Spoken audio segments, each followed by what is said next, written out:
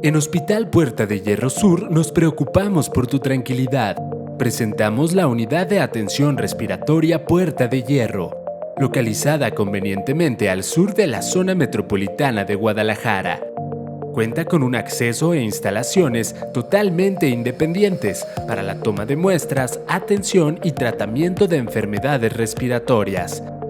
De esta manera, continuamos atendiendo toda nuestra gama de especialidades en el edificio principal del hospital y consultorios médicos, con todas las medidas de higiene y seguridad, evitando contagios.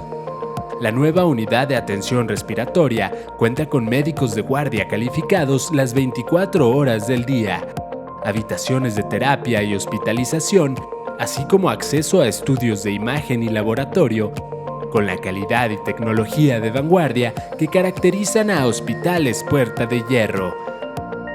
De esta manera, nos cuidamos todos. Hospitales Puerta de Hierro, la vida es nuestra vocación.